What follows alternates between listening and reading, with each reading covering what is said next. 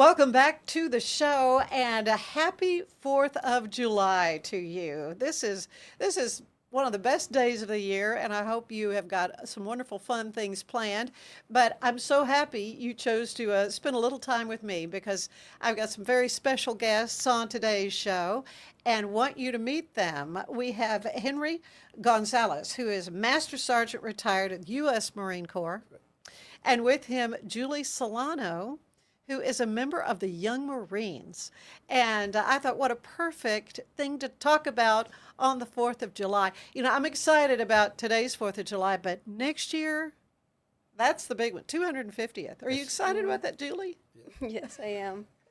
Well, let's talk about the Young Marines. My exposure to your group is through AmeriCorps, the RSVP program. I mean, for the many years I've been involved with their annual awards banquet, the Young Marines are there, and they are serving us tea and water and bussing the tables and just making themselves so useful. Yes. And so I know that those kind of organizations don't just happen. So, Henry, tell me, how did all this start for you? How did you get involved with Young Marines?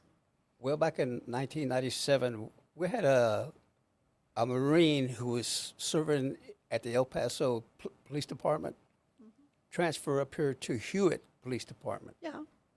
His son was a member of the El Paso Young Marines.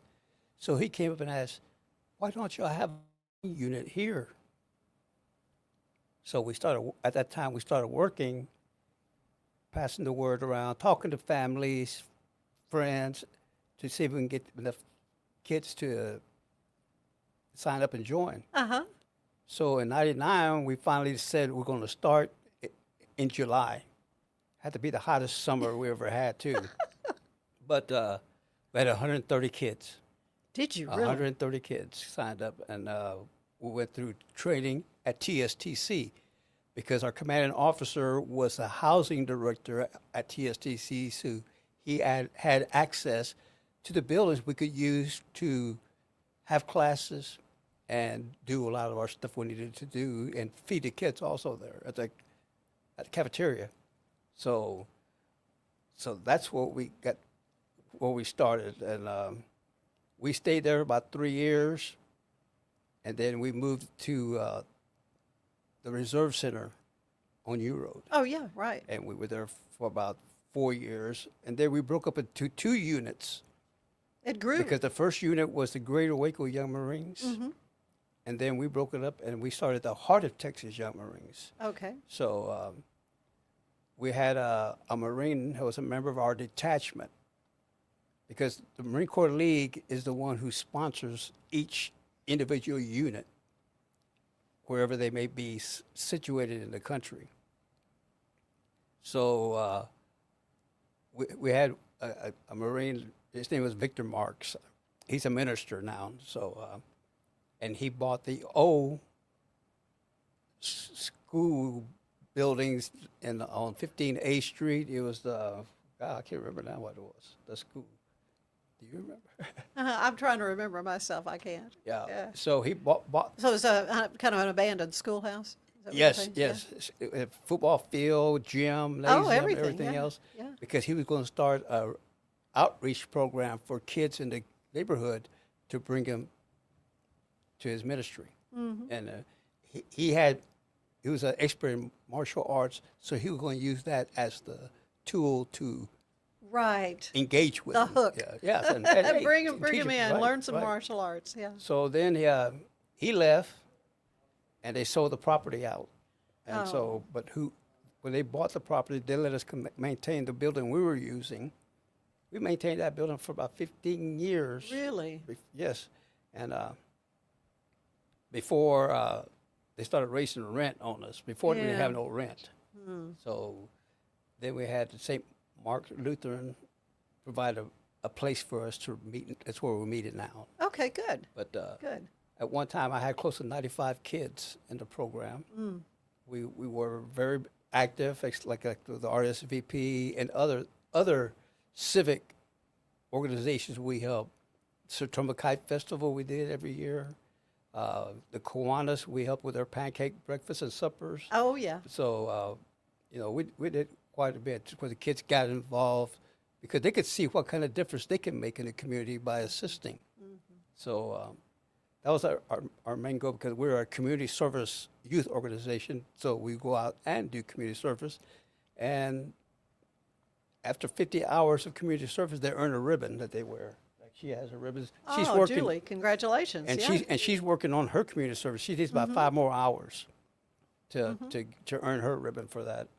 So and that sometimes holds you back from promotion until you complete that. See, so she's close to achieving that goal right now. Now, this is for ages 8 to 18. 8 to 8 years old. So do you have little or bitty until ones? they graduate? Until they because- graduate from high school. Yes. So, Julie, I understand you're a student at Rappaport Academy. How did you hear about this? What made you decide to want to become a Young Marine? So I actually heard about it through my best friend. She was in the program since she was about 8 years old, and she went through the work. She earned a lot of her ribbons, but she had to leave for a little bit. Eventually, she came back though, and her parents shared with my parents about how they loved the program and about how they saw a lot of good growth from her being in there. And so my parents encouraged me to join, and that's how I started. Well, I mean, it's really such a great thing for young people in that it does teach them self-confidence Yes. and Discipline. discipline. Academic achievement is a part of it, Yes. and really, as far as requirements, from what I understand, just need to be in good standing in your school. It to be in school. It'd Right. be in school first of all. Be in school. In school, yeah, right. So, yeah, it's just the whole package, the Yes. the moral, the mental, the Yes. physical development. So let's talk about that. And when I think of the Marines, I think boot camp. Okay, she's shaking her head. So A little bit. so tell me about the physical the physical requirements that you do calisthenics? Do you do PT? We do PT. It's not as vigorous as like normal Marine training, thankfully. Well, I would think. Yeah. I mean, they are kids. It's built for different ages. You know, if the younger you go, the less you have to do. The older kids are expected to do more vigorous exercise. But overall, it's not as much as a boot camp would require. So are And we try not to call it boot camp. We call it recruit training. recruit training. Okay, well, because you mentioned that as you were getting started, you had classes. So what's involved in the classes, Julie? For physical exercise? Well, any of it. Do you have like academic type things? Do you learn like? Oh, yeah. I don't come from a military family. Yes. My brother-in-law was in commander of the Navy, but I don't really understand a lot about the ranks and so forth. Yes. You were a master sergeant. Yes. So what does that mean? How does that correlate with like the other branches of the military? Because a master sergeant is an E8, which would be an E8 in any of the other services. Okay. So it's a eighth position in the listed rank structure. Okay, so I could have gone higher, but the people ahead of me didn't want to retire to give me an opportunity to move up. So I got out and started a new career. So. Yeah. But yes, and they learned our rank structure, and they earned rank in the program also. Leadership's the biggest thing that we try to instill in the kids to be basic good leaders in the community, school, at home, and in our program. So as they move up in rank, to go higher to a certain rank, they have to go to a school. And the schools are held in Oregon. Oh, really? Yes. So it's a So Quite they a have to trip. travel to Oregon to go to school and come back, and then again move up again to the next group because it's a junior leadership school, a senior leadership school, and then an advanced leadership school. So the junior and the senior are 1 week each. The advanced leadership school is 2 weeks. The first week they go and enhance their leadership skills in regards to how to teach classes and so forth. oh And then the second week, they are teaching these other 2 classes that came in, are helping us teach them to grow in leadership positions. yeah. So Setting they're that example. applying what they learn. Yeah, setting that Yes. example. This is this is really kind of encouraging to me to see this kind of program for young people. Of course, I think the Boy Scouts, and there, Yeah. there are lots of worthy, wonderful, Yes. groups for young people to be involved in. Julie, this you haven't been in real long, about 6 months or so. 6 months. I just graduated a couple months ago. Yeah. Oh, okay. You just graduated from Recruit training. Recruit training. recruit training. Okay. And an honor graduate. Oh, Sure, I might add. Very good. Congratulations. So, are you looking ahead to maybe going into the military after school? Well, it wasn't in my plans originally, but I joined Young Marines and I saw the structure, and I've always wanted to pursue something in the medical field. So I was thinking of maybe pursuing being out in the field as a nurse or as a doctor. Yeah, and continuing on with service to the nation as well. Well, the biggest thing we cannot push service on the kids. Mm-hmm. We cannot say, oh, you be good in the Army. No, we can't. That's something they have to do on their own. Sure. A lot of them join because their older siblings have joined the service. Their Yeah, in father your case, served your in friend. the service. Yeah. Yeah, they served in the service, so they want to see what it tastes like. But like I said, maybe I put about 2,200 kids through the program. Maybe about 20 have gone on their own. Is that right? Yes. I had one who just retired 2 months ago, doing 21 years. She was in my first recruit platoon at TSTC. Really? And she retired as a sergeant major at E9, so she got higher than I did. See, so I have some who are officers also, because their fathers went to the Naval Academy, and they in turn went to Naval Academy, and right. like they're majors or what. She's a major right now, so they got the opportunities to do whatever they want and to serve the country. To me, that's the best thing to me, serving my country. Yes. Oh, well said on July 4th, I might add.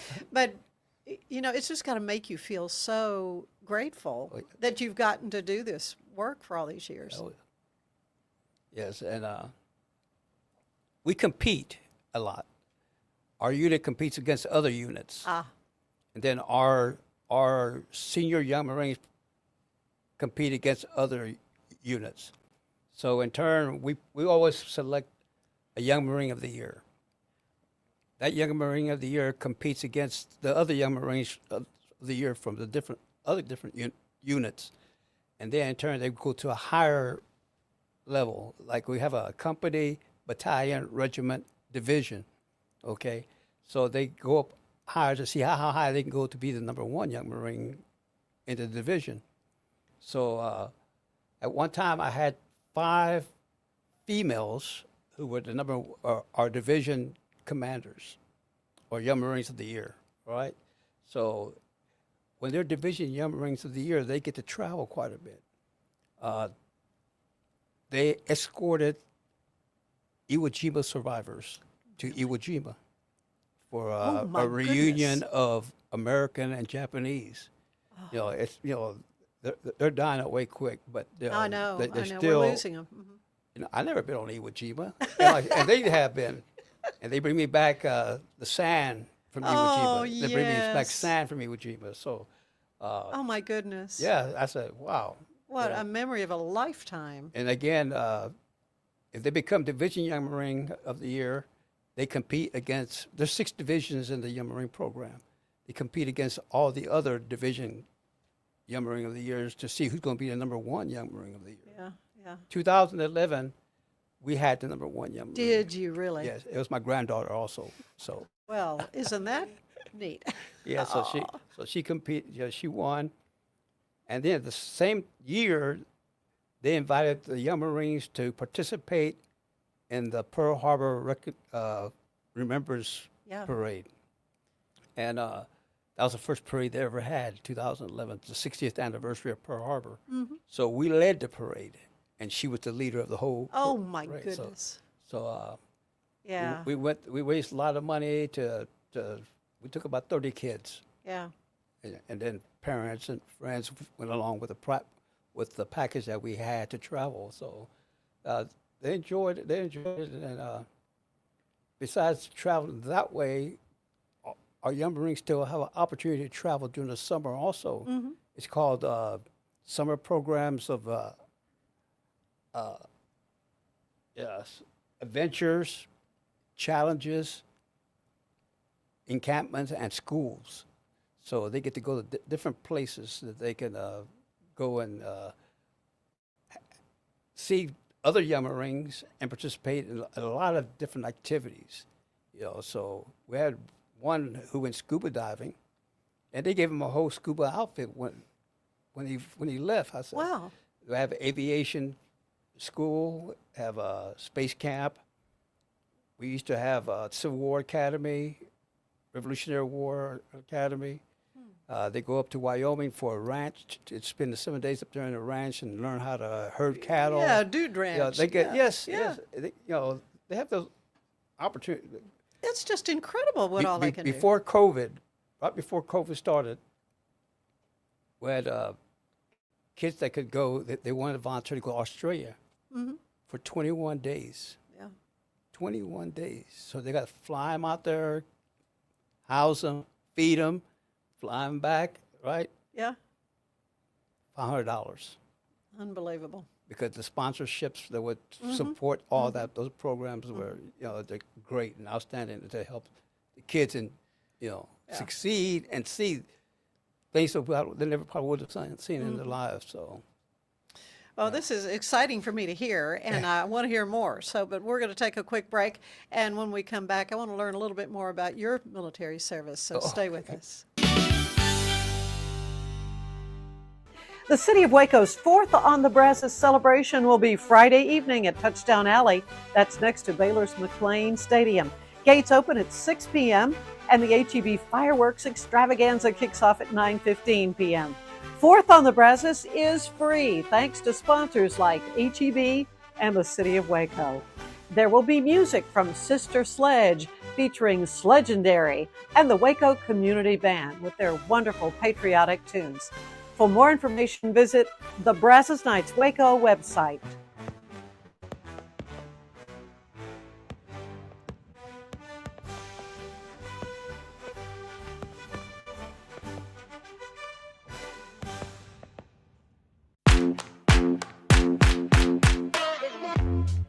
Hi, my name's Erica, and today I'm going to be taking you through my skincare routine using the Tasmanian Spring Water range from Sand and Sky. This range is really good for dry and dehydrated skin like myself. It's packed with 2 types of hyaluronic acid and fermented sea kelp to reduce redness and irritation, which I experience daily. So that's it. It's so quick and so easy, and my skin feels so dewy and so hydrated. Mom and Dad can be a little competitive. They get all, yeah, buddy, and heck yeah.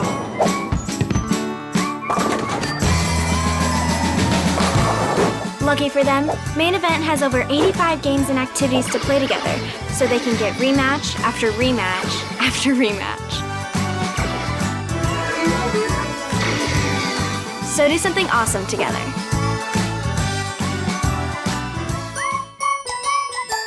I just got my Colgate Advanced LED Whitening Treatment in the mail, and I am very excited to have dramatically whiter teeth in just 10 days. My teeth are going to be 6 shades whiter. The treatment is enamel safe and hassle-free. It's even designed for my sensitive teeth. Let's open it up. Inside we have the blue light whitening device. It's a charger for after each treatment as well. There's a full 10-day supply, and it looks easy to apply. Order yours today at shop.colgate.com. And we're back with Master Sergeant Henry Gonzales III, retired from the U.S. Marine Corps, and Julie Solano, who is a young Marine. She's kind of young in the Young Marine program, about 6 months. But how many more years do you foresee that you'll be involved with Young Marines? Honestly, as long as I can, Yeah? until I graduate. Okay, so I didn't ask, how are you classified? You're Oh, I'm a private first class.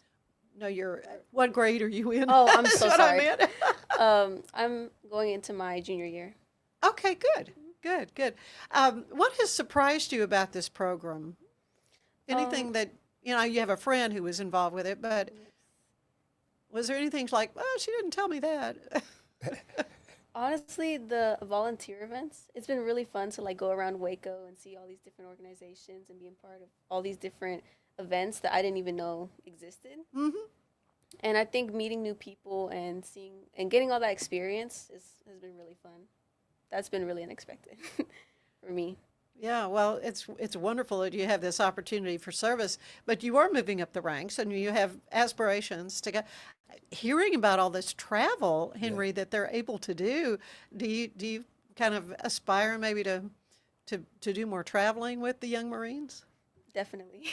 This is definitely my plans. Yeah, what would be your dream trip on something like this that you've heard of Probably- so far? Probably go to Australia as well. Oh gosh, wouldn't that would be? That would be my dream, to be honest. Well, that would be fun. Oh, I mean, yes. it's almost like from what you're saying, it's like the sky's the limit It is. for a young Marine. Of They course, can make this it that. organization started a while back. I want to say it was in the late 50s. 1959, Yeah, and in Connecticut. yeah, Waterbury, Connecticut. Yeah, and so, but your main headquarters, I think, are in Virginia, the Yes. national headquarters. But it didn't come to Waco until the late 90s. Correct. We started at 99. Yeah, this is one of many. So how many groups in Central Texas are there? 3. We have The Heart of Texas, Texas Young y'all's. Marines. We have Central Texas Young Marines, and then Bosque Okay. County Young Bosque Marines. County. Okay. Yes. Yeah, it's just such a great thing for young people. I mean, I'm kind of blown away by all that you've been telling me. But let's talk about you. So when did you become a Marine? Avery. Well, I enlisted in 1968, and I went. The reason I enlisted was, in high school, you have a civics class. We were studying Vietnam, what was going on. Well, Oh, should we yeah. be there? Should we be there? Whatever. I said, well, my uncle was serving at that time, so so I said, I'm gonna join the Marines and serve my country also. So that's when I enlisted and went to the Marine Corps. Yeah. Where did you grow up? When I grew up, Where did you grow up? Yeah. Where are you from? South Waco. Okay, you are a native. Okay, all right, good. Yeah, and so you've chosen to stay here, but I guess through your military service, you saw the world, huh? Well, something about I didn't get to go to Europe on the other side of the Atlantic. I just went to the other side of the Pacific. So, Okay. yeah. So, Did you have a favorite position that you served in? well, I was stationed in Washington D.C. for 6 years, Oh, were you? and being there 6 years, I still didn't get to see everything. I know. And then since I left, the Vietnam War went up, the World War II memorial went up. I got to go back and see everything that's there now. Yeah, I changed will quite a say bit. that Vietnam Memorial. Yeah. I love all the memorials, but just walking toward it, Yes. I become emotional. Just walking toward it, I started crying. I mean, I thought, because it's just names. Yes. See, my uncle, I say, who served, the instilled me to serve. He's the one that started the Waco Veterans Memorial here. Did he the Vietnam. really? He's the one, Manuel Societa. Oh, yes, of course. I know. Yeah, Okay, I know him. I yeah. did not know that connection with you. That's my uncle. That's your uncle. Yes. Well, wonderful family. That's a wonderful family you have. Yes. This is just wonderful to. I think it's just neat that we're able to talk about this on July 4th. We just saw the big 250th birthday for the Army. I watched the parade and thoroughly loved the ending. Of course, I'm a musician, and if you watched it, the ending with the music and the Yes. fireworks, Yes. the medleys, the way they put all that together, yeah. it was just spectacular. But I think one of the funniest memes I saw afterwards was this handsome Marine with a birthday cake. It says, "Happy birthday from your more handsome younger sibling." Yes. Yeah, but look, I do like looking ahead to the fact that next year is the 250th. Right. For the. Yep. And so what kind of What kind of things do you want to see happening with the Young Marines to sort of celebrate the 250th? Well, we try to get involved, like, we have the 4th of July on the Brazos. Oh, yeah. And before the fireworks go off, we do the color guard before the fireworks go off on the stage every year. So that's one thing we get involved with. Hopefully something big will come up so we can participate in, like some of the communities do have their own little parades in there. Oh, yeah. So I think that's good for folks that organize those things to know that you have young people available to help with the honors, shall we say, with the flag. We try to put that out there, and hopefully this right here will be the thing to do it. Oh, This podcast will be the one to help let them see about us. Oh, absolutely. Because they can find us on the Heart of Texas Young Marines on Facebook. Okay, right. So, and so just go to Facebook and you share, fun events and things that they're doing and service that they're bringing to the community. Right. And who supports us and so forth. Oh, yeah. Okay, well, let's talk about that. I mean, do you have like people that are businesses that are sponsors or? Well, we don't.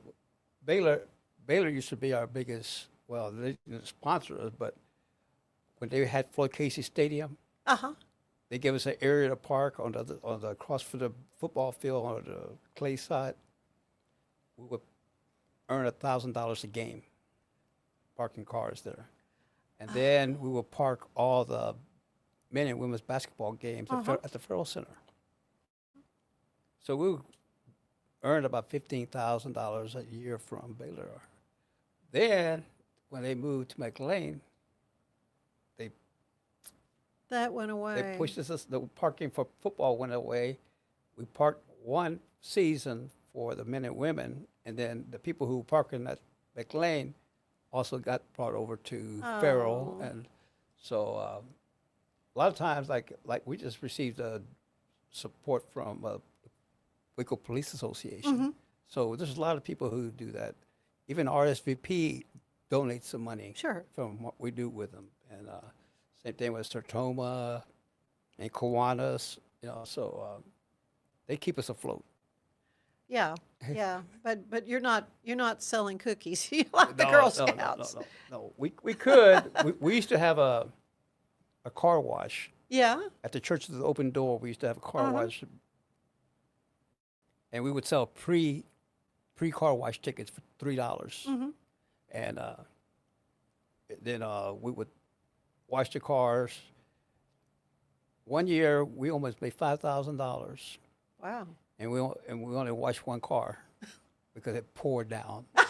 See, we don't have an extra date. I was going to say, that was, it was a nice little donation. Well, good for you. My goodness. No. Yeah. But so do you have, I know you don't have a website per se, right? Well, other than the Facebook. But Facebook is where, through Facebook, if somebody wanted to make a donation to help you all out, they could do so there? Well, yes. Okay, and what about finding out more information about how to maybe become a Young Marine? Maybe learn we more also about put that. on there that the website you probably went into to get the information you found. It's youngmarines.org, and it shows you there if you want to join or whatever. That's how they joined. You go in there and say, and you put the application. You start the application online. Last year was the very first time that everything went online. Oh. 'Cause everything used to be handwritten applications. So to me, I had to learn myself how to do it and assist the parents and getting information in. So it's easier. It gets a map comes up. You go to the state you want to join, and it lists the Young Marine units in that state, which is closer to you. Oh, good, yeah. It tells you how to get hold of those people, to sign them up. Yeah, it was pretty easy on the Heart of Texas Young Marines to find your name and other people. Who else helps you in leadership with the Young Marines? Well, Jesse Perez was there. You saw him. Yeah, he I was met, there. I met Jesse him. Perez, he's been my executive officer ever since.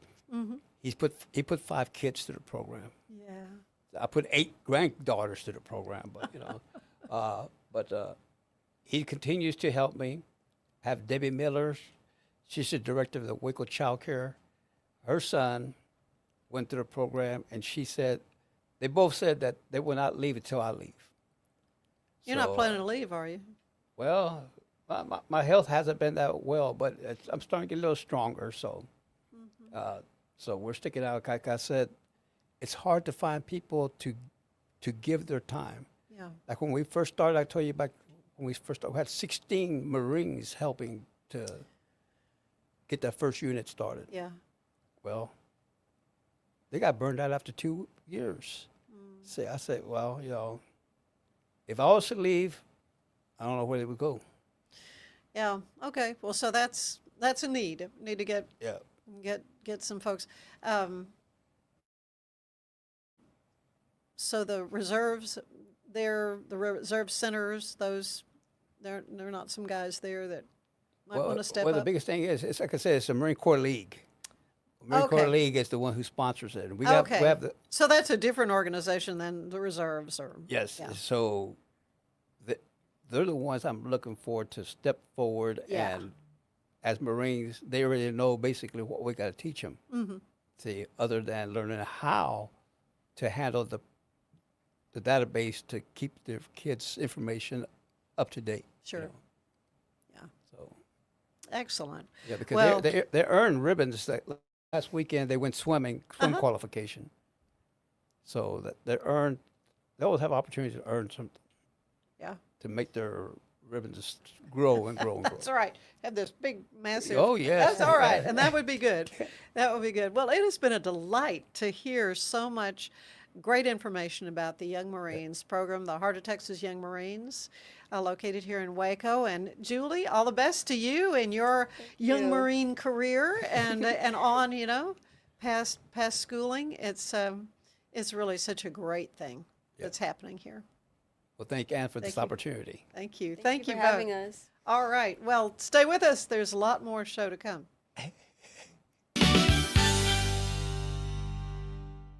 Escape into fitness with the Schwinn IC4 bike, providing a premium, heart-pumping indoor cycling experience that combines digital connectivity with superior Schwinn quality. The IC4's smooth, quiet ride features magnetic resistance with 100 micro-adjustable resistance levels. Escape the everyday with the Schwinn IC4 bike, your ticket to a life well lived. At Mapifel, we believe in celebrating your journey, past, present, and future. Our unique personalized products are designed to boost your confidence, elevate creativity, and honor what matters most. From custom home decor to meaningful gifts, we help you cherish the memories that make you who you are.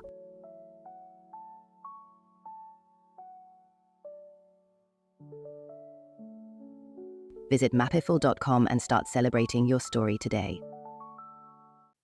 I hope you're having a great Independence Day and appreciate the efforts of our Young Marines program as much as I do. Stay with us. Larry Groth, who's the former Waco City Manager, joins me to talk a little bit more about the celebration for the Waco Mammoth National Monument's 10th anniversary celebration. It's called A Night with the Mammoths. The Ann Harder Show is brought to you by Main Event Waco. If I've learned anything in the last year, it's that to show up as my best, I need to make intentional choices. And that goes back to the absolute basics. Number one, it's I have to move. And number two, to stay hydrated. I have been using molecular hydrogen from Water and Wellness to support my health and well-being. It helps with energy, recovery, liver health, and more. The hydrogen has been a game-changing addition to my own wellness routine. The tablets dissolve into my water and deliver powerful minerals to help my body feel its best all day long. Today's show is brought to you by Main Event Entertainment Center. They've got it all. They've got bowling, virtual reality, laser tag, billiards, shuffleboard, and more. And if you mention my name, Ann Harder, when you're booking, you get double arcade play free. And if you book by July 24th, your guest of honor will play free. For your next main event, it's Main Event, 2420 Creekview Drive in Waco, right next to the Cinemark Theaters. And we're back with the show, and it's really a wonderful 4th of July for us. I hope you're planning some fun events too. We've got a fun event that is coming up on the 12th of July, and that is a night with the Mammoths. And we talked about this earlier in the with Alice Starr and Priscilla Martinez with the Waco, the National Mammoth Monument. But I've got Larry Groth here with us. And Larry, your name came up when we were talking. So I thought, why not get you on to visit with you? Because your experience with the Mammoth side goes back to, well, really, the beginning, right? Almost. Pretty close to the beginning. Now, you were with the zoo. Yes. At the time, the bones were kind of being talked about, things to do with them, and then you became Waco city manager. Yes. So yes. Yeah. It's of course the Mammoth site goes back to 1978. Right. That's when they were discovered. And I started working for the city in '80. Had a little bit of involvement in an early time, but my greater involvement started in when I was at the zoo between 1995 and 2000. The city and Baylor were starting to formalize an agreement for the development, and that's really where I started getting heavily involved. Yeah. So what was the connection with the zoo? Well, because they're live animals as opposed to pre-Columbian. It's interesting that the mammoths, by indications from the people that study all that stuff. Oh yeah. They have elephants have a tremendous amount of similarity with mammoths. Their herd structure is about the same. Their herd characteristics were the same. Well, and, they pretty much look alike, except one's hairy. It has a Columbian weren't hairy. Oh, they were just okay. bigger, much bigger than the African elephant. The woolly mammoths have a lot of right. Hair, They have a lot of hair. Yeah, different places. Yeah. But the city manager at the time just asked me to take over the negotiations and work with Baylor to get this done. And I started helping them too early, back when the days when we had the bones covered with tents. Yeah, it was kind of a scary very time. secretive thing. Yeah, secretive. Very few people knew where it was. And that was by design. Oh, because there was had always to happen. worry about vandalism. Right, had to happen. But so I helped a lot with the whenever the tents had a problem, and there's a lot of people early on that just did so many things that people don't realize. I mean, people. Cooper Foundation gave a lot of grants along the way. Really? Small grants to kind of help protect the site, build dams, put the tents up, and then F.M. Young. Remember F.M. Young? Oh yeah. Anytime they needed a piece of equipment. Yeah, of course, Gloria, his Gloria's widow, is still very involved. She's involved, and yeah. so that's like that. But anyway, we got involved at that time a little heavier because Baylor, really through the Strecker Museum, which is now Mayburn, their staff were really doing the digging and protection, they had all that kind of stuff. But we needed to get a formalized agreement because actually the where the bones are located, there was a 5-acre tract that was given to the city by Sam Jack McGlasson. Yeah, yeah. And Sam Jack was extremely insightful looking back because he, in the deed, the transmittal to the city, he actually required the city and Baylor to work together to develop the site, and that was really wonderful because the city had resources to bring bear. Baylor has all the folks that work in that. The experts. Developed expertise. And so it was a good marriage. It really was. That's brilliant. Yeah. So that's so when I was at the zoo, we started doing that, and I had some grandiose ideas too. I still think are good. I always now we have about 100 acres around the site. Yeah. That the city owns. So initially he gave how many? He gave 5 acres. 5, and that where the covered actual, and that's where the Bill site is. I always wanted to bring in a bunch of elephants out there and let them roam, not roam free, but roam a larger area. Wow. And that way you could see, go out there and see these mammoth bones and then see an animal that's fairly similar. Yeah, where they lived. That never happened. But anyway, I thought it was a good idea. They've got a pretty nice digs at the Cameron Park Zoo. They do. Yeah. They do. Yeah, that's wonderful to hear. And because I remember at the time reporting, again, I was working in radio when they found the bones, you know, and the whole thing, and there were news stories coming out about it, but it was, as you say, a very closely held secret where it was, so the archaeologists could do their work, and the paleontologists could, you know, figure out what all was going on with that site.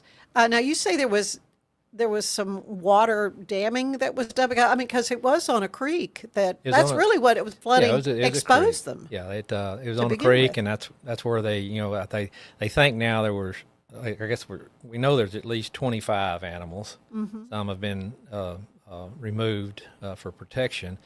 There's probably still some more. Really? But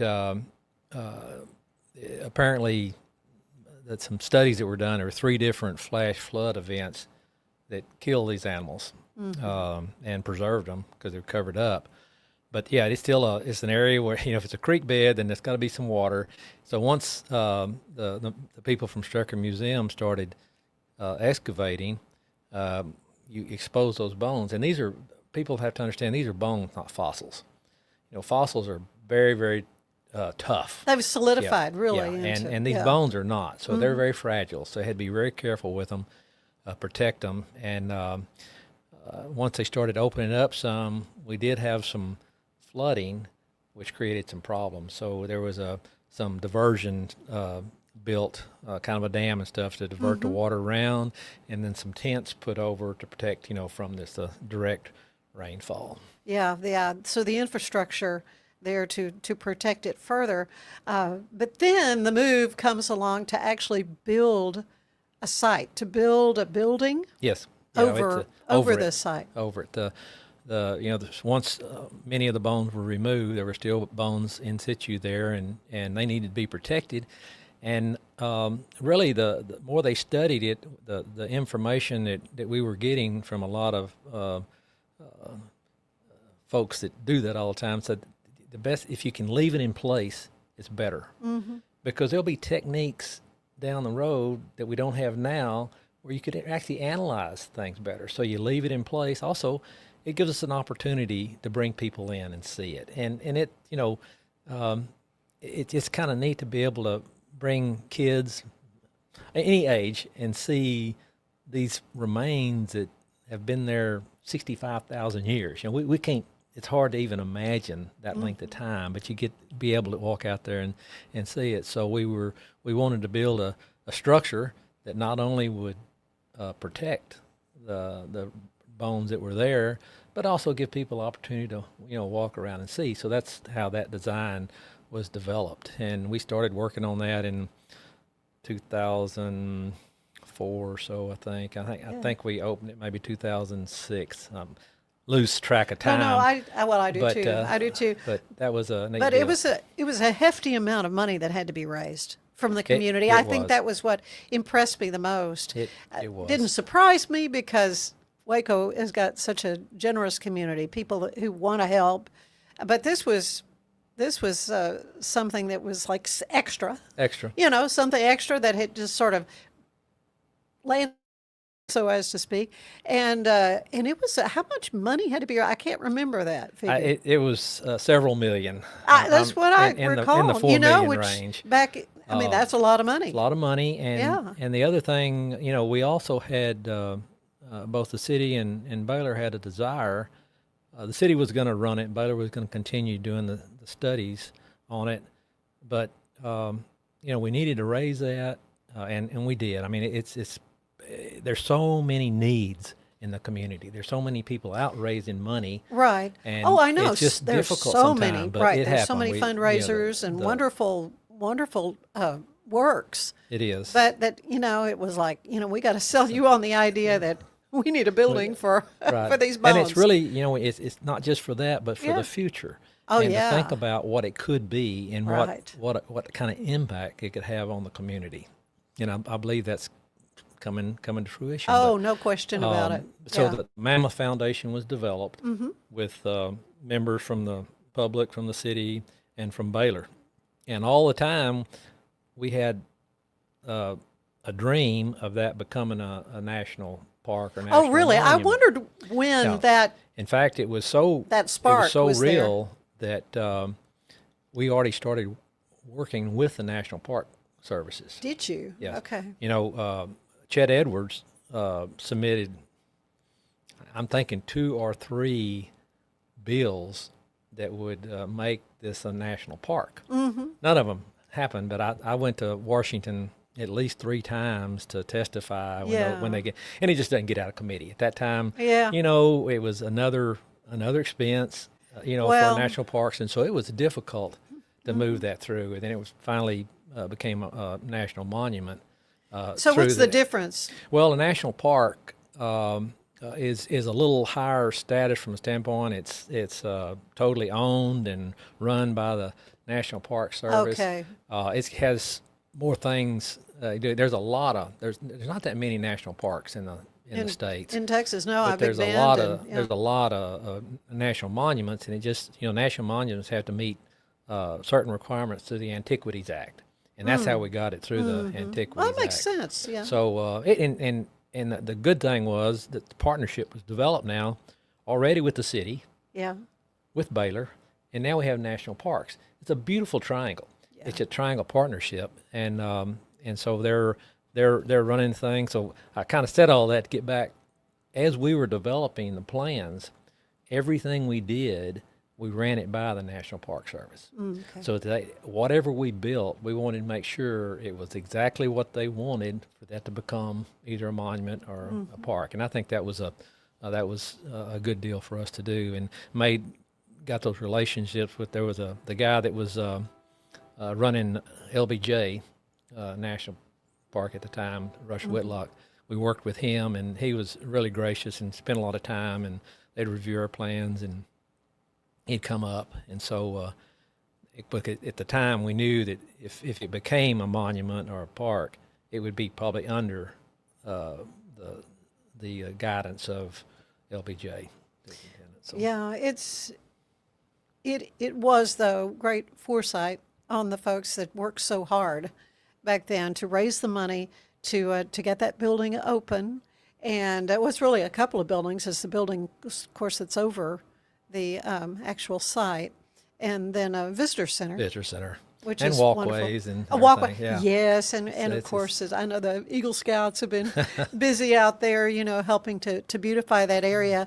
Yeah, it's just a wonderful destination for visitors, and don't you love it when a plan comes together? Because getting the silos into town, and well, what else is there to do? Well, do this. Let us tell you. It's good, and it really is gratifying to be out there, and I think kiddos, with their wonderful eyes of discovery, when they see something and they enjoy it, whether it's at the Mammoth side of the zoo or Dr. Pepper Museum or any of those are just great for kids to start making connections. There's nothing better than making connections. Now, I don't know about connection roots back to the Mammoth, but it's good for people to understand there's more to life than just what we're doing right now. There's things we can learn about from the past to help us in the future, and this is just one more little key for that to be done. And Waco's fortunate when you start thinking about the kinds of things that we have for people, not only just our local population to do. It's always fun to go places. I've got a great grandson that just loves Mayburn. So we go there a lot. Oh yeah. And as he gets my older, granddaughters love it. he'll go to all the others. Oh, and now with the mammoths there, the statues. Yes. And that still just takes my breath away when I drive by. It's just aren't they pretty remarkable? amazing. Yeah, that kind of gives you a feeling of the magnitude of these animals. So, yeah. I just can't imagine. Citizens here helped to make this happen. That's what it did. That's what's so beautiful. Nothing. I found in my many years in public sector, nothing good happens without a total effort. Yeah. One or two people don't make things happen. It's a bunch of folks working together for a common cause, and when that happens, sometimes it's painstakingly slow. I know Liz McGlasson was just, after Sam Jack died, she was so eager for that to be developed because that was one of his dreams. Mm-hmm. And she just wasn't real sure it's going to happen before her lifetime. So it was great that we got that taken care of and opened up. Yeah.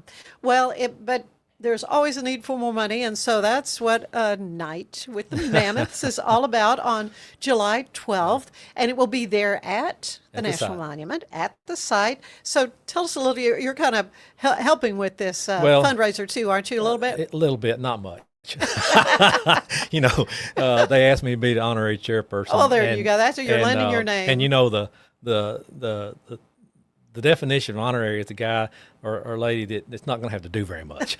And so I've got a lot of stuff going, and so I can't do a lot, but I'm there, and I support everything that happens, not just the Mammoth, but everything in Waco. I'm a big Waco supporter, but I want to see things good. But we do need people to come out.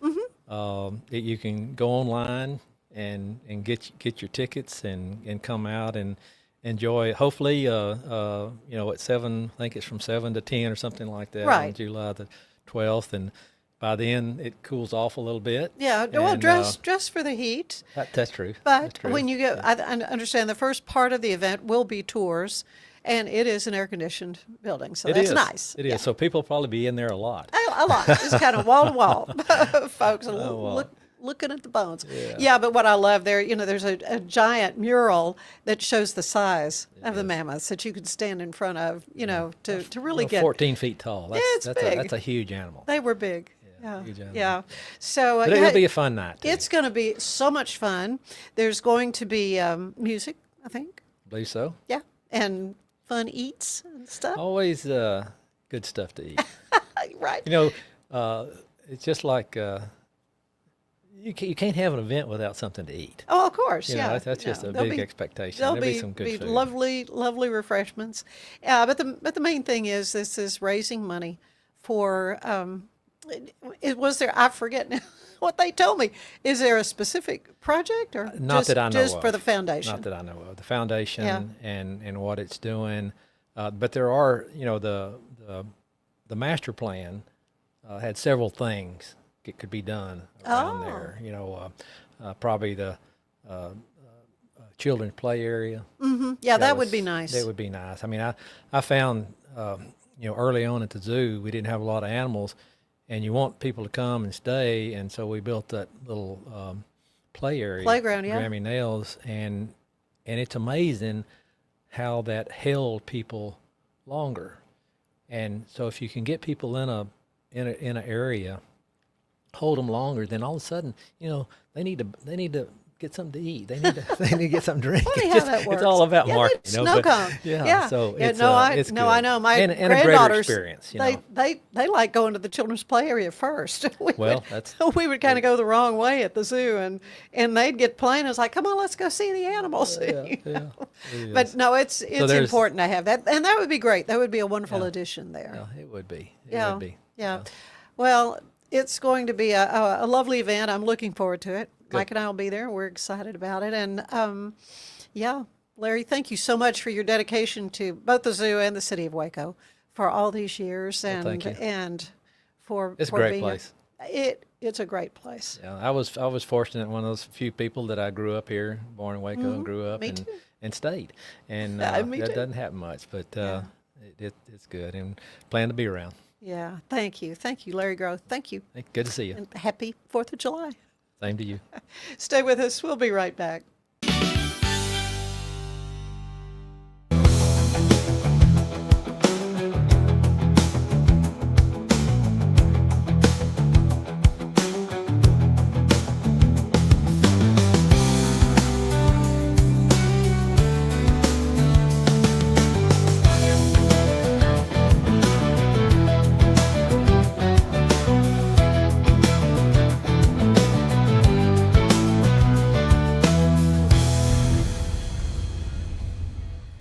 Natural Cycles identifies your fertile window by analyzing changes in your temperature. It's the first FDA-cleared birth control app. No hormones, no side effects, and 93% effective with typical use, and 98% effective with perfect use. Just measure in the morning, add your temperature into the app, then learn which days you can and cannot get pregnant. It's that easy. Learn more at naturalcycles.com. Explore unforgettable experiences with Forest Travel. Experience the pinnacle of luxury travel with our exclusive global selection. From secluded villas to elegant train voyages, each moment is tailored for sophisticated exploration. As one of the most renowned and awarded travel agencies in the world, we are pleased to elevate your next journey to an entirely new level. Your extraordinary journey begins now. Forest Travel.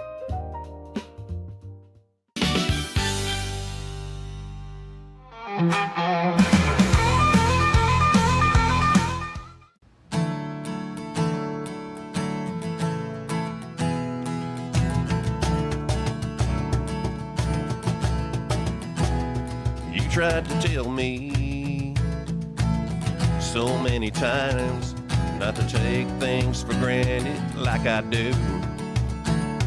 I wouldn't hear you, despite all the warning signs. Now all those empty threats are coming true. She said one day you're gonna wake up and see. With the day's the day, now I know what you mean. 'Cause I can still feel you, the empty bed beside me.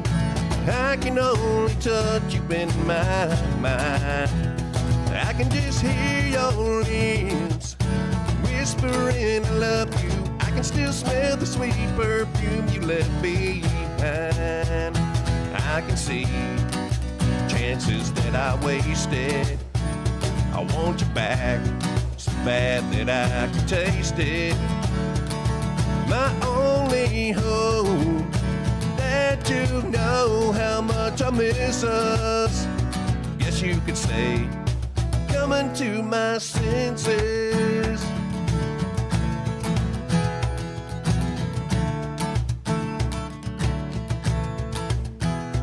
Would you forgive me if I told you so? You could hear how much you mean to me. If I got your back, never let you go, touch you how you need to be. I wish that you'd forgive me, only if you could. I could see us last forever if you would. I can still feel you, the empty bed beside me. I can only touch you in my mind. I can just hear your lips whispering I love you. I can still smell the sweet perfume you left behind. I can see chances that I wasted. I want you back so bad that I can taste it. My only hope that you know how much I miss us. Guess you could say, coming to my senses. Coming to my senses.